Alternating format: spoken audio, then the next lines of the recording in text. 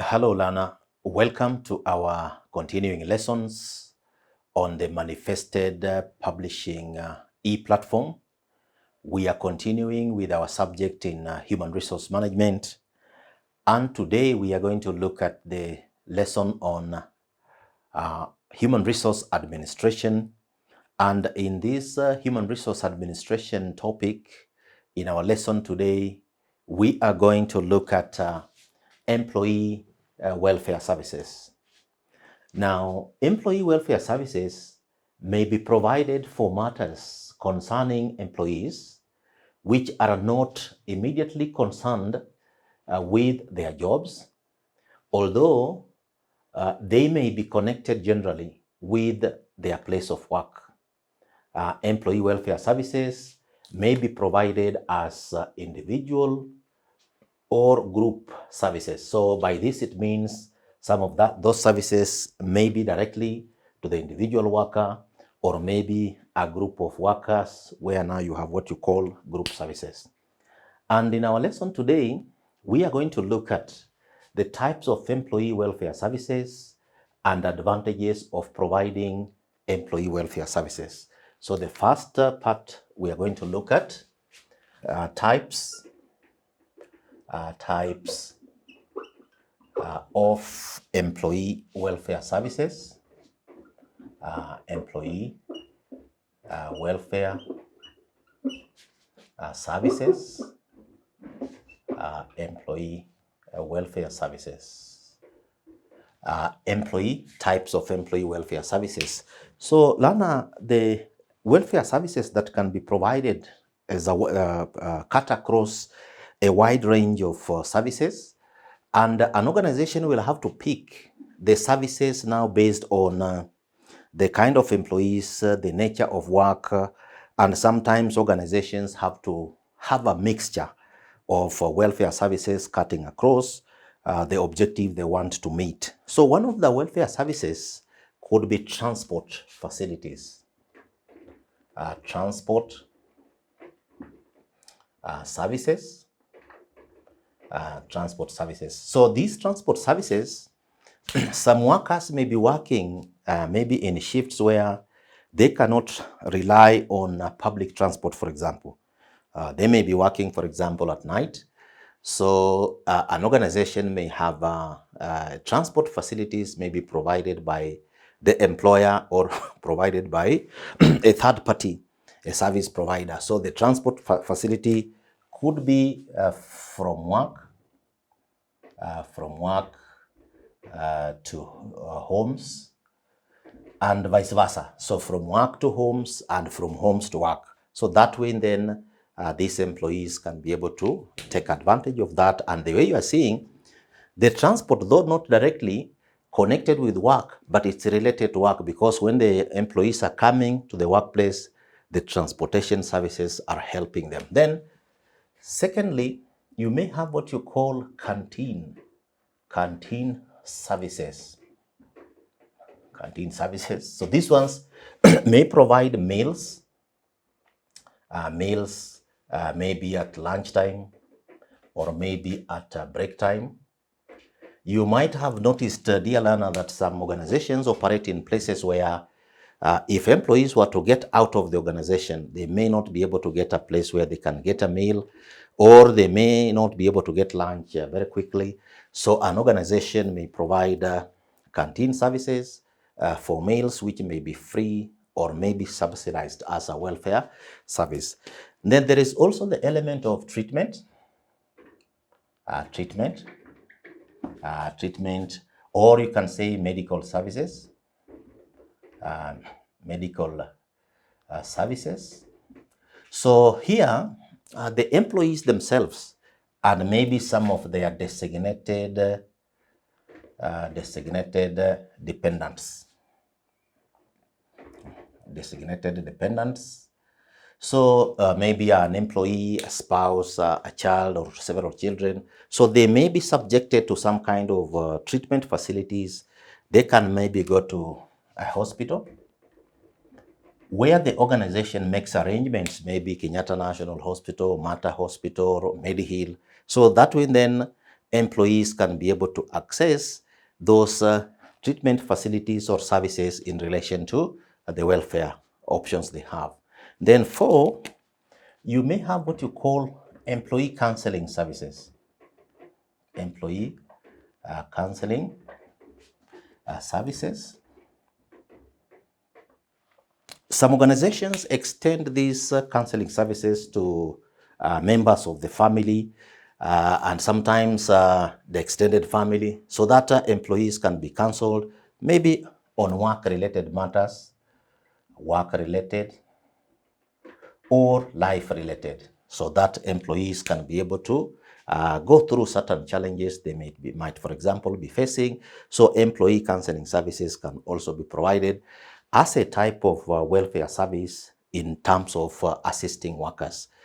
Number 5, bereavement. Bereavement services. When, for example, a family has for example, gone through a death, maybe of a relative, that is covered within that particular range, then an organization may provide bereavement services, maybe provide a house, provide some maybe services that are related to burial. So that again helps employees, and this may be support that may be given in the context of what the family requires. So what some organizations do, they ask the bereaved families to maybe provide an idea of how the organization can support. And because of different cultural bearings, then an organization may provide maybe a given sum of money, maybe say 50,000 shillings, for the family to be able to carry out maybe the last respect, as it were. So that again becomes a welfare service. Then there is also what you call club and professional membership services. Club and professional membership services. So what some organizations do, they enlist the members who need to be in certain professional bodies, so that those members can be able to access certain services in relation to the clubs or professional memberships that they would want to promote their career. So that again becomes one of the employee welfare services that could be provided. Then some organizations, dear learner, also provide what you call pre-retirement training services. Pre-retiring training services. So what happens when workers are about to reach retirement, they may want to be assisted to maybe settle down in life. And sometimes workers who have worked for, let's say, 20 years, 30 years, they are going into a life where they now will no longer be working. So some organizations prepare pre-retirement training services for employees within 5 years, 15 years of retirement. Then those workers are taken through that particular training at the cost of the employer to be able to assist them to be able to settle down and plan for retirement. Then there is also what you call housing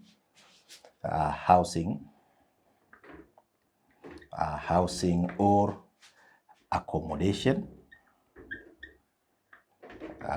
services.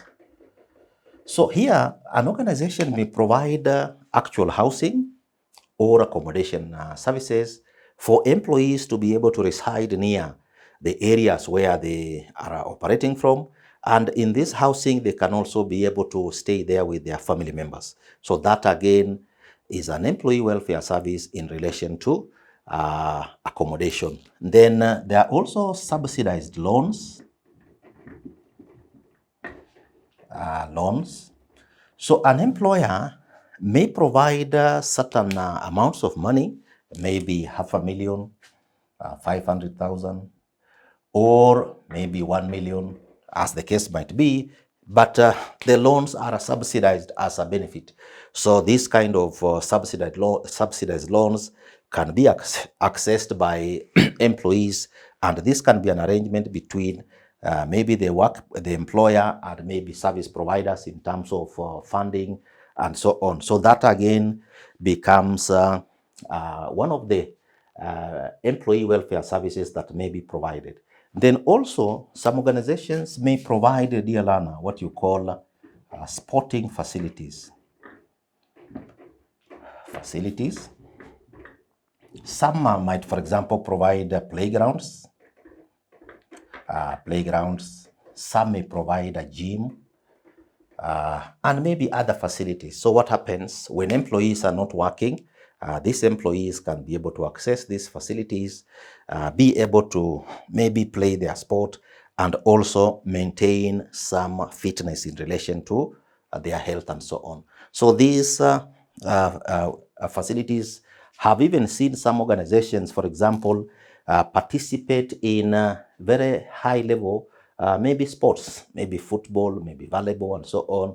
And that's why some organizations eventually form some teams that maybe participate at the league level, among others, and so on. So the sporting facilities also help workers to be able to achieve their objectives. Then 11, sponsorship for education and training for staff and designated family members. So what happens, dear learner, some organizations may want to enhance the educational standards of staff and maybe their children and spouses, for example. So they may sponsor maybe a particular fraction. They may say if it's a member of staff, sponsorship is 100%. If maybe it's a spouse, sponsorship is 80%. If it's a child, sponsorship is 70% of the cost that is supposed to be incurred. So that again becomes a welfare service that an organization may provide for members of staff, their children, and maybe other relatives, as the case might be, depending on the needs of that particular organization. So these now are the types of employee welfare services that may be provided in an organization. Then we have looked at now the types of employee welfare services.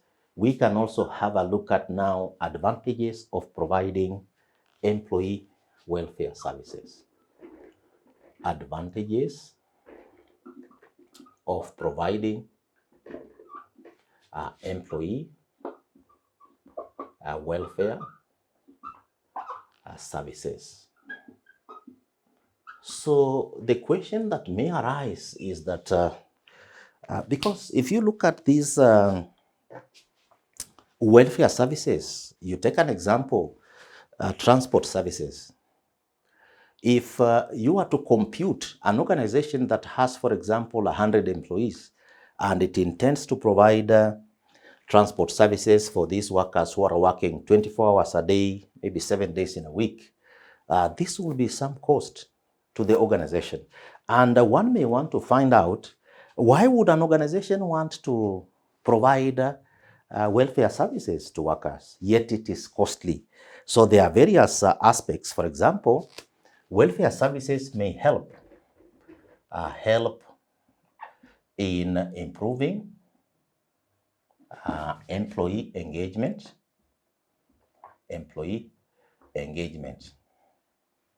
Because if you look at it critically, employees who are provided with some of these welfare services, they will also enhance their engagement with the employer and become better employees because the employer is also caring for them. Then secondly, increase employee productivity.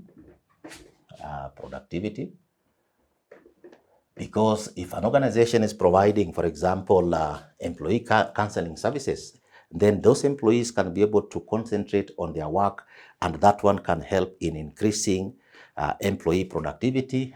Then number 3, attraction of employees, prospective employees, employees, prospective employees. So what you are saying here is that if you are looking for a job and you get two organizations offering you a position, then you may want to ask yourself, what does organization A offer? What does organization B offer? So if you look at the two organizations, and one of them is providing canteen services, is providing transport services, club and professional membership, sporting facilities, and so on, then an organization like that one is likely to attract employees who are looking for good employers. And then number four, enhances the employer as an employer of choice. So the employer is able to at least endear himself, the organization is able to endear itself to employees. Then this also increases the level of employee retention.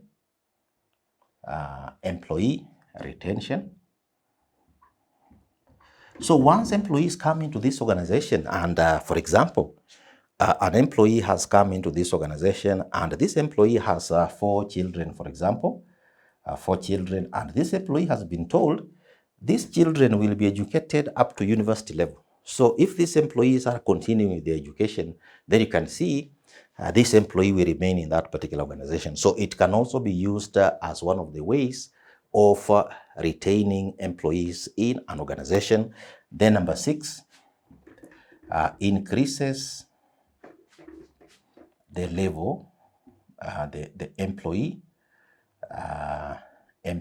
health and well-being. So take an example, dear learner.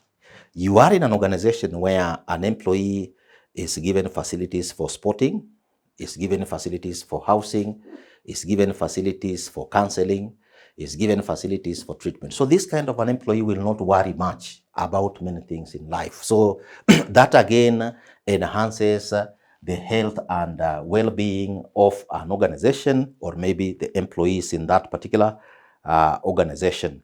And then there is also brings about a better corporate image.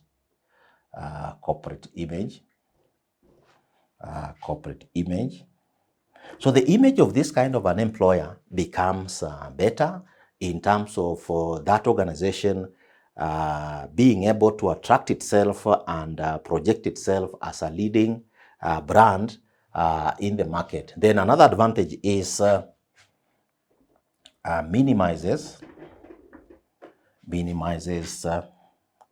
the level of conflicts in an organization. Minimizes the level of conflicts in an organization, because where employees are being provided with all these things, the absence of these particular facilities or services are the ones which normally creates a lot of conflict. So where a good range of facilities or welfare services are being provided, you expect to have less levels of conflicts in that particular organization. Even the quality of work, better quality of work can be realized. And then number 10, increases efficiency levels. Because as we have seen, for example, take an example of transport facilities. So if employees are being picked from home and are being dropped at the workplace, it means the workers will try to be on the transport services and are able to arrive in the work environment in good time to be able to start their activity. So the efficiency levels in those kind of organizations are likely to be high. So Lana, this is a range. These ones are maybe ranges of employee welfare services that can be provided. And as you deal with issues of human resource administration, you are likely to be involved in the processes of either creating a policy, administering, or revising this particular kind of welfare services. So today in our lesson, we have looked at three things. We have looked at what is meant by employee welfare services. We have looked at the type of employee welfare services. We have also looked at the advantages of providing employee welfare services, and we can very quickly run through this. So we have said, dear learner, that employee welfare services may be provided for matters concerning employees. These matters are concerning employees, and these matters may not immediately be concerned with their jobs, although they may be connected generally. And employee welfare services, we have indicated, may be provided as individual or group services. And in our two parts that the other second part we have looked at are types of employee welfare services. And we have said, number one, when it comes to types of employee welfare services, we have talked about transport services, number one. We have also mentioned canteen services, number two. We have mentioned treatment, number three. We have talked about employee counseling, number four. We have mentioned bereavement services, number five. We have indicated club and professional membership, number six. Number seven, pre-retirement training services. Number eight, housing and accommodation services. Number nine, subsidized loans provided by the employer. Number 10, sporting facilities like playgrounds and maybe a gym. Number 11, sponsorship for education and training, which may be for the members of staff or the children of members of staff and other relatives. So those ones are types of employee welfare services. Then when we came and looked at the advantages of providing employee welfare services, we have indicated that one, may help in improving employee engagement. Number two, increase employee productivity. Number three, attract prospective employees. Number four, enhance employee as an employer of choice. Number five, increase the level of employee retention. Number six, increase employee health and well-being. Number seven, bring about a better corporate image. Number eight, minimize the level of conflicts in an organization. Number 9, better quality work can be realized. And number 10, increase efficiency levels. So dear learner, this was our topic for today. And before we finish our lesson for today, you have an assignment. And your assignment is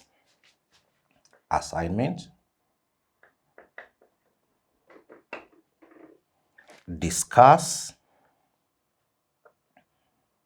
the types of employee welfare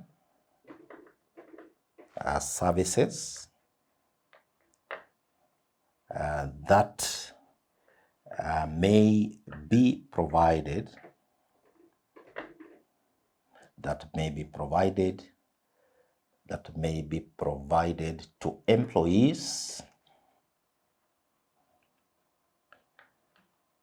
in an organization.